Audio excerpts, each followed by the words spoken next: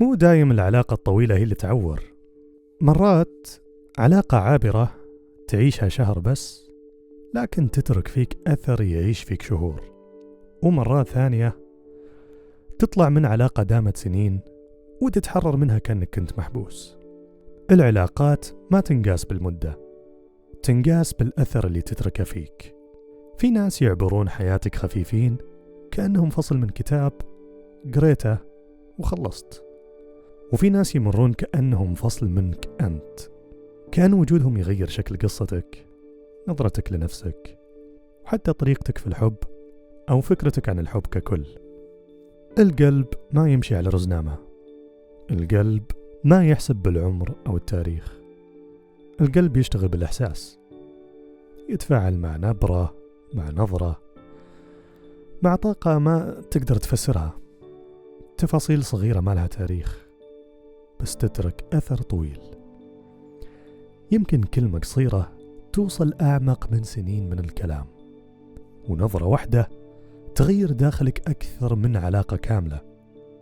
عشان كذا مو الزمن اللي يبني العلاقة، العمق هو اللي يبنيها. ومو النهاية اللي تكسرك، الطريقة اللي انتهت فيها هي اللي تحدد شلون تكون بعدها. لأن الألم الحقيقي دايم مرتبط بالختام، مو بالبداية، مو بالوقت اللي قضيته، بل بالصدمة اللي أخذتها منه. وهنا نرجع للسؤال الأصعب، مو عن الحب بل عن نهايته. لما يكون الرحيل محو مو وداع. مو كل انسحاب يشبه الثاني. في ناس يطلعون بهدوء، على مراحل، بنضج، بألم، بس باحترام. تتخلى عنهم وانت معهم، فلما فعلا يبعدون ما تنصدم.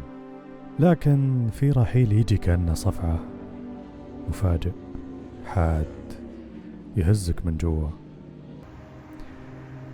يهز ثقتك بنفسك قبل ما يهز ثقتك بالناس. يتركك واقف وسط سكون غريب، تحاول تفهم وش اللي صار، وش تغير فجأة، وش اللي خلاهم يبردون كذا. الانسحاب المفاجئ كأنه محو، كان وجودك صار شيء لازم يمسح مو يذكر، كأنك كنت خطأ لازم يتصلح. وهذا المحو يهدم كرامتك من الداخل، لأنه يسلبك حقك في الفهم، حقك في الكلمة الأخيرة. تحس كأنك كنت غلطة مو ذكرى. هذه الطريقة ما تخليك تخسر الشخص بس، تخليك تخسر إحساسك بنفسك بعد، اللي يختفي بدون تفسير، ياخذ معاه مراتك اللي كنت تشوف نفسك من خلالها. الدماغ يفسر هالمحو كأنه انقراض، كأنك صرت مهدد، لأن اللي كنت تشوف نفسك فيه اختفى، فتحس بالخطر مو بس بالحزن. تحس انك فقدت توازنك الداخلي لأنك فقدت مرجعك العاطفي. الألم يتوسع من قلبك لجسمك، تعيش بتوتر، نومك يختل، أكلك يتغير. مو لأنك مهزوز، لا، لأنك مخلوق يبحث عن أمان. ولما ينهار مصدر الأمان ينهار كل شيء معه. الدوامة، لما العقل يرفض يسكت. الإنسان بطبيعته يحتاج تمهيد للفقد. الفقد مو بس موت، ممكن يكون انسحاب، تخلي، غياب. في شيء داخلك يبغى يسمع كلمة، أي كلمة، يبغى لحظة تفسير يصدق فيها أن اللي بينكم فعلا انتهى. لكن لما أحد يختفي بدون كلمة، العقل ما يعرف يوقف المشهد، فيبقى يعيده ويعيده، يحاول يفهم وين الخطأ. ومن هنا تبدأ الدوامة، وكل مرة تفكر تغرق أكثر، ترجع لكل رسالة، لكل لحظة، لكل نقاش وكلمة، تحاول تربط النقاط وتفهم، بس ما تلقى جواب. ولأن العقل يكره الغموض فيبدأ يخترع إجابة، وغالبا تكون ضدك. فراح تبدأ تجر على نفسك اللوم، لأن اللوم أسهل من الغموض. أهون من أنك تكون موجود بلا إجابة. بتقول يمكن لو كنت أحسن، لو تصرفت غير، لو أسلوبي كان أفضل ما كان تركني. وهنا تبدأ تخسر شيء أكبر من العلاقة، تبدأ تخسر نفسك. التحليل وهم أمان، نفكك الحدث كأنه لغز عشان نحس أن نتحكم فيه. لكن بعض الأشياء ما تنفهم بالعقل، تنفهم بالزمن. وبعض الأسئلة تنتهي لما تتقبل إنها بلا إجابة. لأن اللي بيتعبك أكثر من الغياب هو تمسكك بفكرة إن في تفسير. اللي ينسحب فجأة يتركك عالق بين مشهدين، بداية مليانة بحب ودفء ووعود، ونهاية كلها برود ووجه غريب ما تعرفه. ما في مشهد بالنص يربطهم، وهذا الفراغ هو اللي يجنن. تحس انك فقدت قصتك مو بس شخصك. التناقض لما الذكريات تصير ضدك. بعد الصدمة يبدأ الجزء الأصعب. تبدأ الذكريات نفسها تهاجمك، مو بس عقلك. تعيش تناقض مؤلم. كيف الشخص اللي كان يحبك كذا قدر يبتعد كأنه ما عرفك أبد؟ تبدأ تشك في كل شيء. هل كان كل شيء تمثيل؟ هل كنت تتوهم العلاقة بكبرها؟ هل الحب كان حقيقي؟ ولا أنت كنت تحب لوحدك بس؟ لكن لا، أنت ما كنت تتخيل. اللحظات الحلوة كانت حقيقية، بس النهاية غيرت كيف تشوفها. صارت الذكريات كأنها بقعة سوداء براسك. المشهد باقي بس ما تقدر تشوفه بنفس الصفاء. عقلك يعرف أن كل هاللحظات خلصت، بس القلب ما يتكلم لغة المنطق اللي هي لغة العقل. القلب يفهم بالشعور، والمنطق والشعور لغتين ما بينهم ترجمة. تحاول تشرح لقلبك اللي عقلك مقتنع فيه، بس اللغة مختلفة. العقل ما يعرف يترجم الإحساس، والقلب ما يعرف يقرأ البراهين. وهنا تصير المعركة بين جزء يفهم وجزء ما يبي يفهم. جزء يحاول يرتب الفوضى، وجزء يبغى يعيشها شوي زيادة، لأن الشعور دايم يتأخر عن المنطق بخطوة. العقل يمشي قدام، بس القلب يجي بعده بوقت طويل. وعشان كذا أنت ما تشتاق للي راح، تشتاق للإحساس اللي كان يطلع منك وهو معك. تحاول تطفي شعور وهو جزء منك.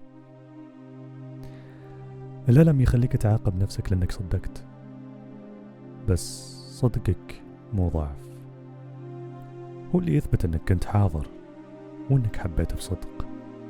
صدقك كان نقاء مو غباء. لازم تتذكر أن الذاكرة مو عدوتك، بس هي الآن مصبوغة بالخذلان. ما في حب كاذب، لكن نقدر نقول أن في حب ما اكتمل. والخذلان ما يمحي الحب، بس يغير لونه، يحوله من شغف إلى درس، من لهفة إلى وعي. وهذا الوعي لازم تتعلم تستفيد منه، لأنه راح ينقذك. العقل والقلب مخلوقين لحمايتك من الثاني. العقل يحاول ينجو بالمنطق، والقلب يحاول ينجو بالإحساس. ليه الإنسان يترك؟ اللي يترك فجأة مو أقوى منك، هو أضعف، بس ضعف من نوع ثاني. يخاف من المواجهة، من التفسير، من الذنب والاعتراف. لأنه مع الاعتراف تجي المسؤولية، وأحيانا عار. ومو الكل عنده شجاعة يشوف أثره على غيره. اللي سواه ما كان رد فعل أصلا، كان نتيجة نقص فيه هو، مو فيك. تطمن الخلل فيه مو فيك. بعض الناس ما ينهون العلاقة لأنهم تعبوا أو لأنك ما توافق معاييره، ينهونها لأنهم ما يعرفون يتعاملون مع الشعور. الغياب بالنسبة لهم أنظف، لكنها أوسخ شيء ممكن يسوونه فيك. اللي ينسحب بدون ما يقول كلمة مو دايم شخصية، بس أكيد شخص مو مستعد يشوف نفسه بوضوح. شاف فيك مرآة عرتها، شاف فيك صدق وعمق وسؤال ما يقدر يجاوبه، فاختار الهروب. المرآة الصادقة يا تخليهم ينضجون يا تخليهم يهربون. اللي يهرب منك هرب من نفسه أول، هرب من خوفه، من إحساسه، من الجزء اللي ما يبي يشوفه داخله. يمكن أنت كنت الدرس اللي ما قدروا يواجهونه لأنك صادق، والصدق دايم يخوف اللي مو جاهز يشوف نفسه فيه. لما ترجع لنفسك، ممكن صحيح أن النهايات الصامتة تسلب منك كرامتك، بس مع الوقت ترجعها لك مضاعفة. تعلمك أن انسحاب شخص من حياتك هو اختبار لك. هل راح تختار نفسك؟ هل راح تتعلم من هالتجربة؟ هل راح تطلع من هذا القاع؟ وفي هذا القاع تتعلم درس الكرامة الحقيقي. الكرامة انك ما تبرر، انك توقف عند الحد اللي يحميك، وانك توقف تفسر كل شيء ضدك. وبين كل وجع في لحظة تصير انت اقرب لنفسك، يمكن بدون ما تحس. وبيجي يوم ما تتوقعه، يمكن مو اليوم، يمكن مو بكرة، بتحس انك مو نفس هالشخص المكسور. بتوقف تطارد التفسير، وبتقتنع ان الرحيل ما كان عنك، كان عنه. ومو لانك قليل، بل لانك كثير، اكثر من طاقته. بعض الناس كانوا محطات، مو مصير، مرحلة مو حياة. جو يعلمونك شيء وراحوا، بس اللي بقى هو وعيك بنفسك. العقل يهدأ لما يترك سؤال ليش، لأنه يعرف أن الجواب ما يغير النتيجة. النتيجة واحدة، والجواب مو عندك وما تحتاجه أصلا. وراح تفهم أن كل انسحاب كان لحمايتك، وأن الفقد ما كان عقوبة، كان طريقك للوعي. والألم نفسه كان وسيلة عشان ترجع لنفسك، تعرف قيمتك وتفهم حدودك. تتعلم أن السلام ما يجي من إجابة، يجي من قبول. راح تبدأ تفهم أن التشافي مو يعني أنك تنسى وخلاص، هو لما يصير حضورك لنفسك أقوى من حضورهم فيك. ولما تبدأ تركز في علاقاتك وتسأل نفسك، إيش هذه العلاقة تبي تعلمني؟ إيش الدرس اللي يحتاج أتعلمه عشان ما يتكرر على هذا النمط؟ مو كل شخص يدخل حياتك يكون مكتوب عشان يبقى. أحيانا يكون مكتوب عشان يعلمك شيء عن نفسك وبس. يجي في توقيت معين، يهز فيك شعور، يفتح لك باب كنت مقفله من سنين، وبعدين يطلع ويتركك قدام نفسك، قدام الأسئلة اللي طلعها، عشان هالمرة أنت اللي تقرر شلون تقفل هالباب. وهنا تكون القصة ما انتهت. أدري على بالك بقول إن هنا القصة انتهت، بس هي فعلا ما انتهت، بس أنت تغيرت. وهذا أهم شيء، أنك تتغير وتفهم أن بعض النهايات ما كانت خسارة، كانت إنقاذ. وهذا هو الشفاء، الرجع لنفسك، لصوتك، ولسلامك. لنا لقاء ما بيننا غريب.